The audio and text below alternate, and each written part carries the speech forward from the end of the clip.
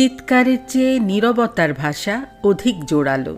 চুপ থাকলে প্রকৃতি নিজেই অনেক কিছুর সমাধান করে দেয়, আর ধৈর্যের পরীক্ষায় উত্তীর্ণ হলে প্রকৃতি তার এমন জবাব দেয় যা তুমি কখনো কল্পনাও করনি।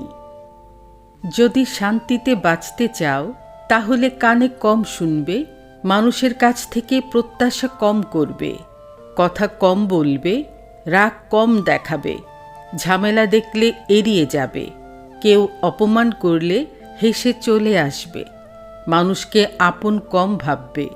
যত সাধারণ মানুষ হয়ে থাকবে ততই সুখে থাকবে। সৎ লোকের দুটি জিনিসের সাথে লড়াই করে যেতে হয়, একটি হচ্ছে দারিদ্রতা আর অন্যটি হচ্ছে দুষ্ট লোকের চক্রান্ত। অপরাধ না করেও যখন অপরাধী হতে হয় তখন চুপ থাকাটাই সব থেকে ভালো, কারণ চিৎকার করে কখনো নির্দোষ প্রমাণ করা যায় না। অল্প বয়সে কাউকে পাওয়ার জন্য নিজের জীবনটা নষ্ট করে দিও না। তুমি নিজের মতো করে তোমার জীবনকে সাজাও। সময় ঠিক বলে দেবে তুমি কার হবে আর কে তোমার হবে। সম্পর্ক কখনো কখনো এভাবে বদলে যায় কেন? একসময় যার সাথে জীবনের সব কথা শেয়ার করা যেত, তাকে আজ তুমি কেমন আছো এই কথাটি পর্যন্ত জিজ্ঞেস করতে ইচ্ছে হয় না। সুখটাকে খুঁজতে খুঁজতে ক্লান্ত হয়ে একদিন আমরা মৃত্যুর কাছে পৌঁছে যাই, আর এটাই জীবন। মেয়েরা বিয়ের আগে কান্নাকাটি করে, আর ছেলেরা করে বিয়ের পরে। স্ত্রীর যে 6টি কারণে স্বামী গরিব হয়: 1. যে স্ত্রী স্বামী ছেড়ে পরপুরুষে আসক্ত হয়। 2. যে স্ত্রী নিজের ভুলকে মেনে নেয় না। 3. যে স্ত্রী নিজেকে পরিবারের সবথেকে বুদ্ধিমতী ভাবে। 4.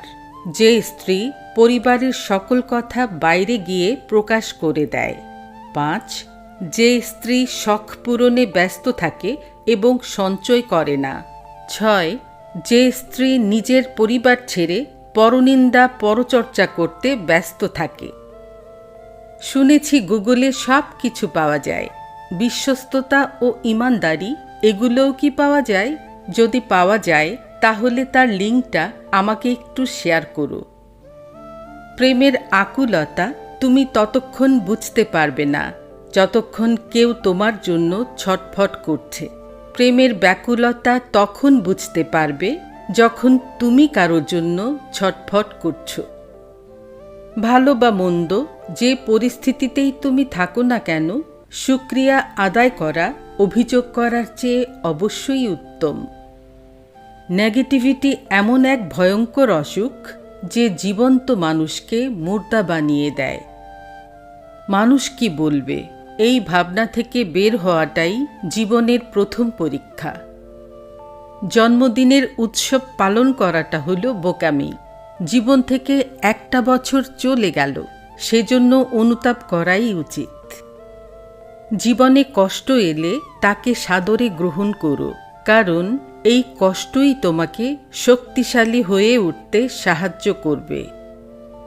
কোনো মানুষকে ঠকিয়ে নিজেকে খুব চালাক ভেবো না।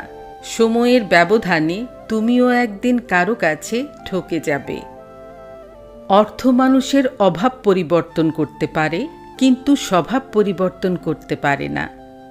সবাই খুব ভালো থেকো। দেখা হচ্ছে নেক্সট ভিডিওতে।